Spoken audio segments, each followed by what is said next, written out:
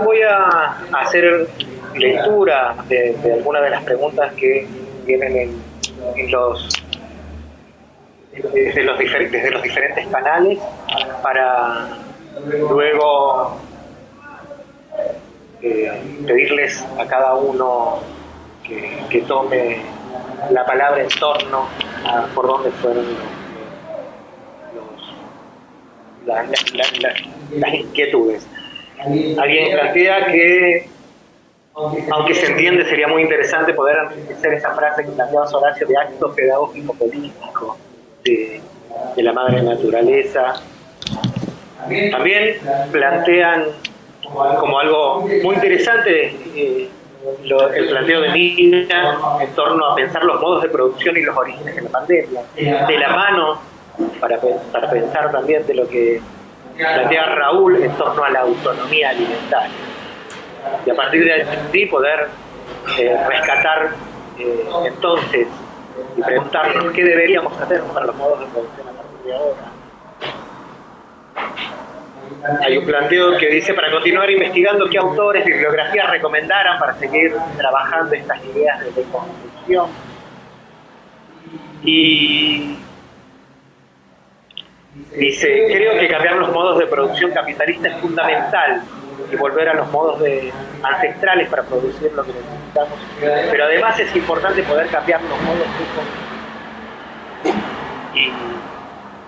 y desde allí pensar cómo abordamos esta discusión en términos de la discusión en torno de la producción y del consumo.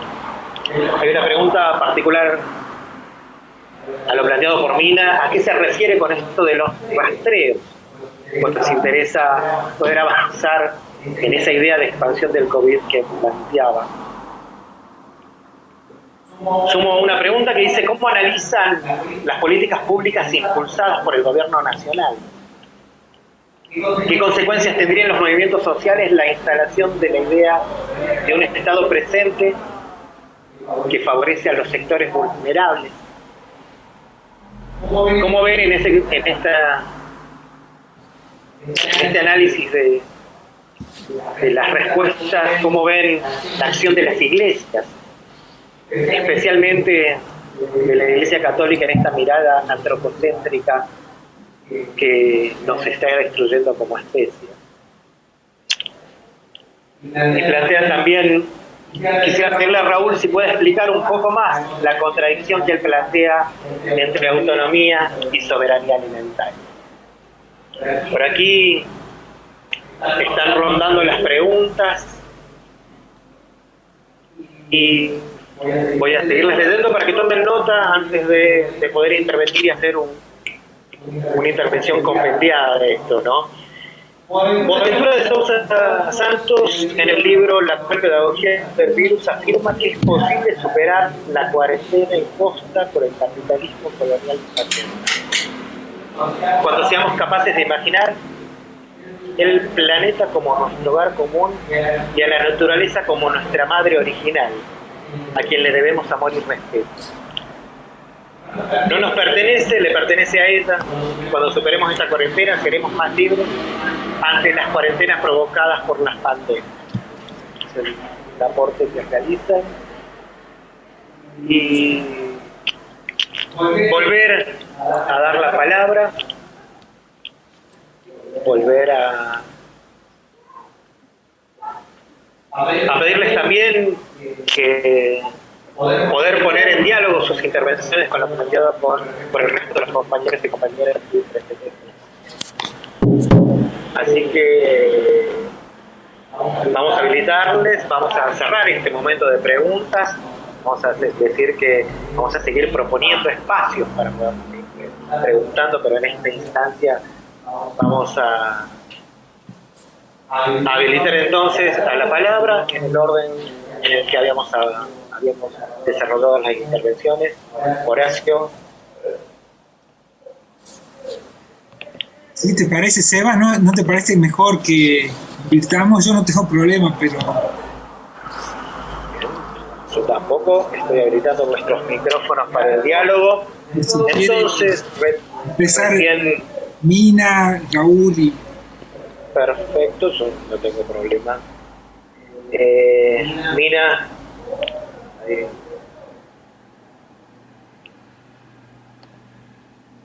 Ahí está. Sí, bueno, estaba esta pregunta del rastreo, de a qué me refiero con rastreo.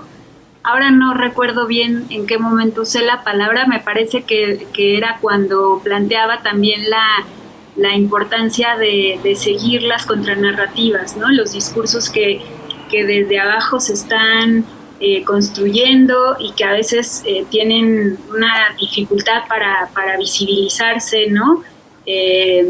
Y más en estos momentos donde la mediación de la tecnología también es muy tramposa, ¿no? Y no alcanzamos realmente a conectarnos de un modo más cálido, ¿no? Más, digamos, en términos de al menos cómo habíamos venido gestionando nuestras relaciones previamente. Es como la tecnología, yo siento que también ha alterado, y en general los formatos de confinamiento ha alterado nuestros sistemas sensoriales, ¿no? Yo siento que estamos desorientados y que en ese sentido es un momento sí para también tener un poco de capacidad de escucha y de lo medido en la medida de lo posible ir recuperando, ¿no? Esos discursos que a veces se escuchan muy bajito, que no tienen tanta capacidad de amplificarse, pero que ahí están y que yo creo que es una enorme riqueza, ¿no? De los pueblos, de las comunidades, del conjunto de entramados que, aunque ahora no han podido emitir su propia posición porque están haciendo y están enfrentando esta emergencia, creo que es una tarea muy importante, ¿no? Esta de rastrear y de poder escuchar las distintas voces de lo que se está entendiendo, de las lecturas políticas que se están haciendo y de los caminos prácticos que ya se están organizando también para enfrentar esta emergencia y lo que se viene, ¿no?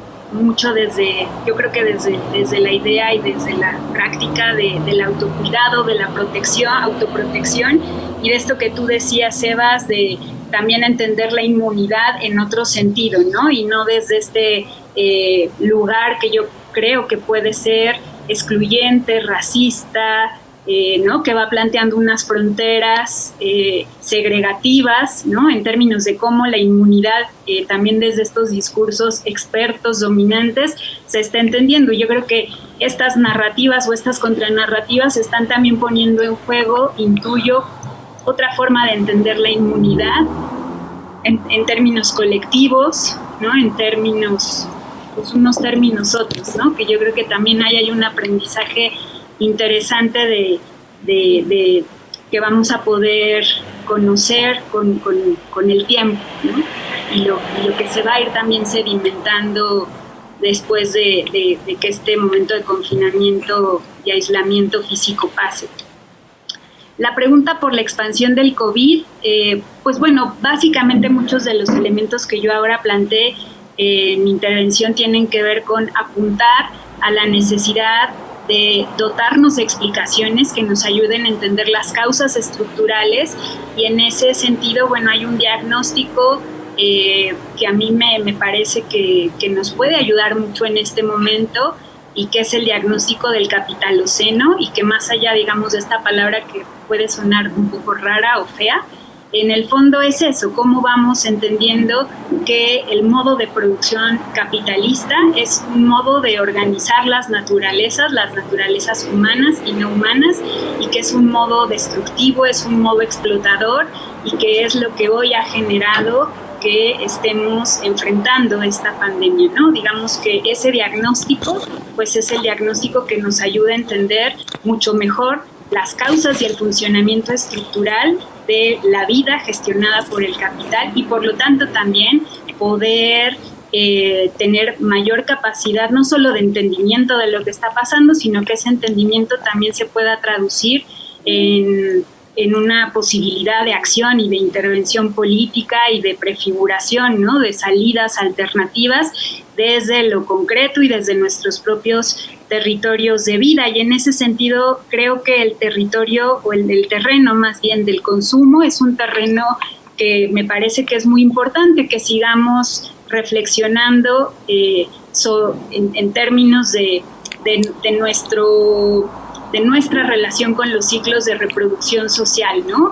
Creo que se ha abierto una pregunta muy interesante en estos tiempos en términos de cuáles son los trabajos esenciales, cuáles son las necesidades vitales, que es prioritario que hoy garanticemos, que hoy cuidemos, y que en ese sentido, pues creo que un poco de lo que se trata es de empezar a abrir esas preguntas, irlas poniendo en el centro para imaginar, para recuperar, para reactivar, para enlazarnos con otras tramas que ya lo vienen haciendo en términos de cómo gestionar la vida de otra manera, y que, por ejemplo, cuando hablamos del capitaloceno no es para nada no asumir la responsabilidad pensando que el capitalismo es una producción exterior a todos nosotros, sobre todo los que vivimos en las ciudades. Sabemos que estamos mediados por el capital, por el dinero, dependemos de un trabajo asalariado, ¿no? Entonces creo que se trata también desde esos lugares pues de disputa y de tensión, tratar de ver cómo nos desensamblamos también de esos circuitos, ¿no? De producción de valor y de generación solamente de ganancias a costa de nuestro propio bienestar, ¿no? A costa de nuestra propia vida, y que entonces creo que el terreno del consumo de alguna manera creo que es una entrada, ¿no? Una puerta para empezar a discutir cómo queremos garantizar nuestras necesidades y cómo podemos imaginar otras formas de reproducción que integran al consumo, pero también van más allá del consumo. Esas son las preguntas que yo apunté, entonces me quedo aquí.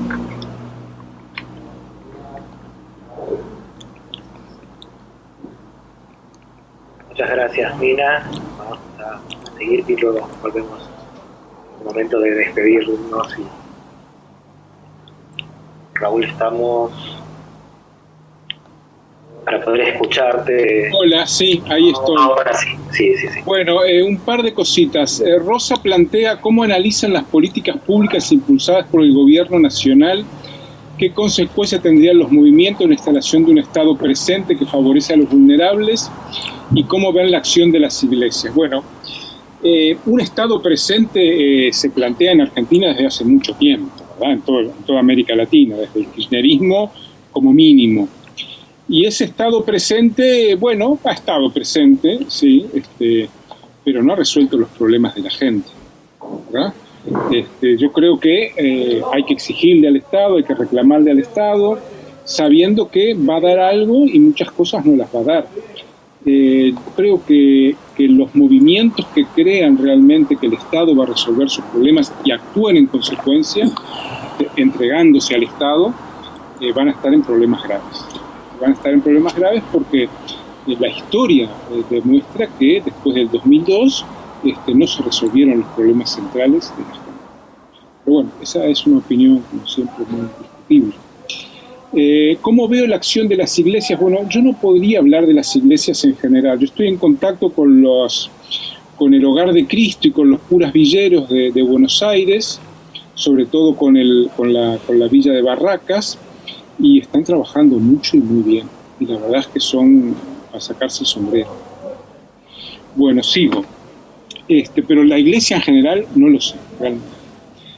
Mariel Palau, desde la Asunción, un abrazo enorme de corazón, Mariel, pide una explicación sobre la contradicción entre autonomía y soberanía alimentaria. A ver, yo lo que pienso, utilizo el concepto de soberanía alimentaria como el concepto de movimiento social, aunque no me convence.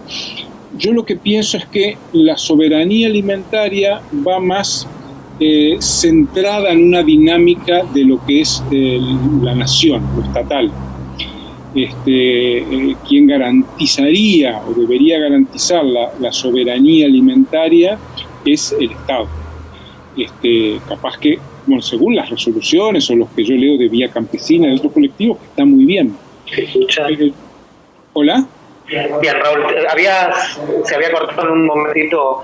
Cuando iniciabas esta respuesta a Mariel, que estoy hablando, aprovecho para saludarla, en ese momento se cortó tu intervención. Bien, lo que yo digo es que el concepto de soberanía alimentaria está muy ligado a que quien otorga la soberanía es básicamente el Estado-nación.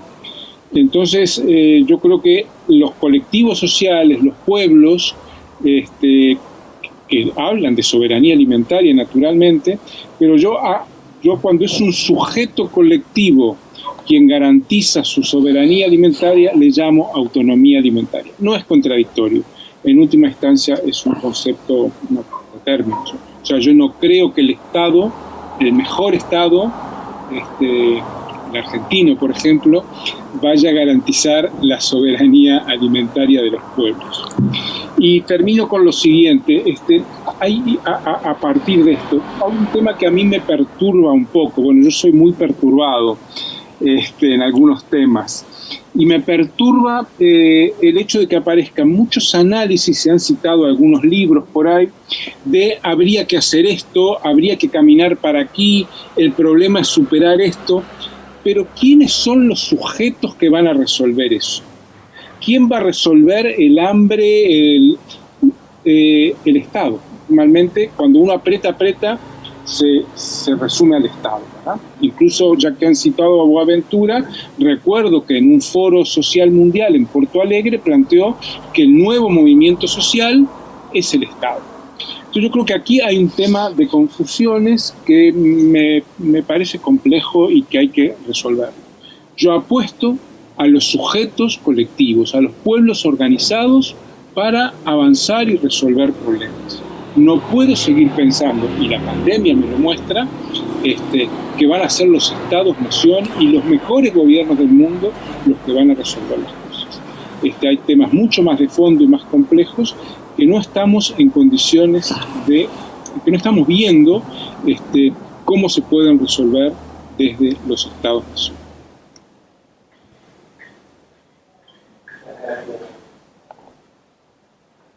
Muchas gracias, Raúl. Horacio. Ahí está, sí. Ahí está, ahora sí.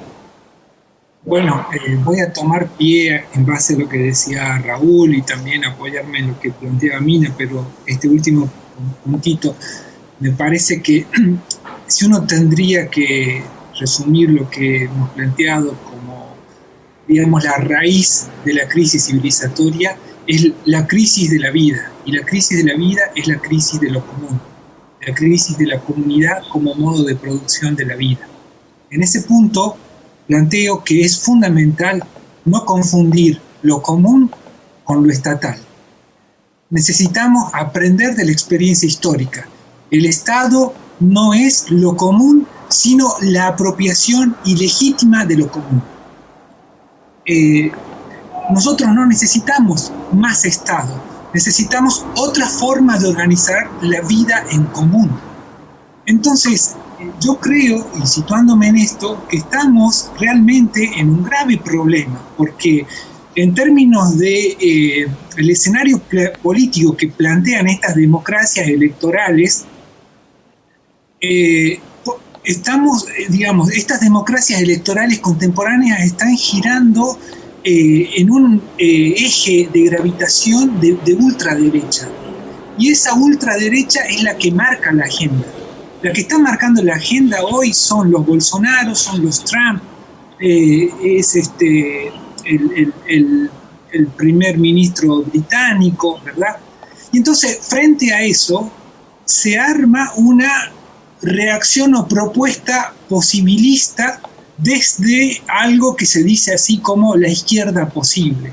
Me parece que ahí estamos ya entrampados en esa situación, porque desde esa izquierda posible se plantea una agenda mínima de frente a menos Estado, más Estado, menos mercado y algún mecanismo de redistribución de la riqueza. Frente a menos Estado, más Me parece que nosotros menos mercado, estamos así en ese marco digamos, como presas de las garras de lo que Mina planteó como una pseudo propuesta, que es esta transformación del ecocapitalismo verde que vendría con alguna forma de mitigación de las desigualdades extremas. Me parece fundamental que nosotros veamos que el problema de la desigualdad no se resuelve con redistribuir la riqueza. La riqueza que ofrece el sistema es una riqueza que viene manchada de sangre. Nosotros necesitamos cambiar radicalmente el modo de concebir el proceso de producción de la vida y recentrar los procesos productivos a orientarla hacia el cuidado de la vida. Si algo nos enseñan los movimientos ecologistas, del ecologismo popular y el movimiento ecofeminista, y si algo, digamos, ha forzado nuestro amigo el coronavirus, es pensar cuáles son las actividades realmente esenciales, cuáles son aquellas de las que depende la vida, para no pensar la vida simplemente como un medio de acumulación, sino para pensar los procesos productivos subordinados al sostenimiento de la vida. Entonces, más que redistribuir la riqueza, nosotros necesitamos democratizar la economía, relocalizar la economía. Relocalizar la economía es enriquecer los territorios, enraizarla, porque si algo ha dejado expuesto esta crisis es que vivimos en un régimen oligárquico de pocas grandes corporaciones que controlan a nivel global la producción, maximizando sus ganancias, definiendo arbitrariamente a dónde van a localizar sus segmentos de producción en base a dónde las materias primas son más baratas, más fáciles de saquear, y a dónde hay cuerpos humanos que son más fáciles de explotar como fuerza de trabajo barata. Entonces, eso nos deja a nosotros expuestos, porque es la expropiación no solamente de los medios de vida, sino de las condiciones políticas de la autonomía, ¿no? Entonces, en ese punto, digamos, la relocalización es fundamental para pensar economías más o menos autónomas, autosostenibles. Y esa relocalización implica la subordinación de los procesos económicos al sostenimiento de la vida. Para eso me parece central, crítico y fundamental repensar radicalmente la cadena alimentaria. Este coronavirus vino y fue producido por el sistema agroalimentario mundial, y en el sistema mal alimentario del mundo tenemos la grave crisis, ¿no?, civilizatoria. Esa crisis civilizatoria tiene que ver con la profanación del sistema alimentario. Mercantilizar los alimentos es quitarles su carácter sagrado. Su carácter sagrado tiene que ver con esa dimensión religiosa de los alimentos. Y estoy diciendo que lo que comemos es lo que nos nutre, material y espiritualmente. Cuando nosotros tomemos conciencia de qué significa alimentarnos, implica que el alimento es lo que nos religa, lo que nos conecta a los flujos de la vida.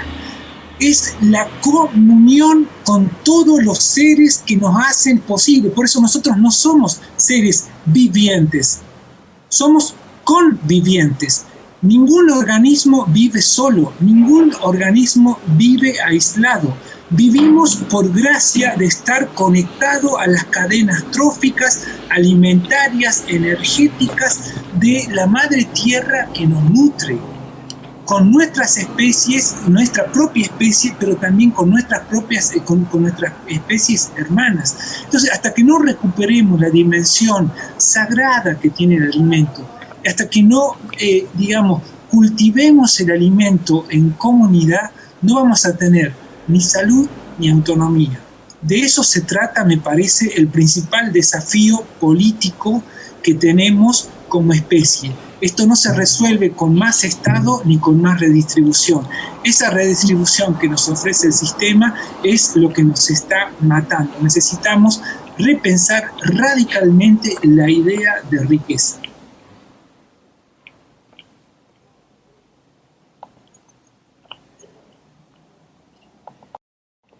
Muchas gracias, Horacio.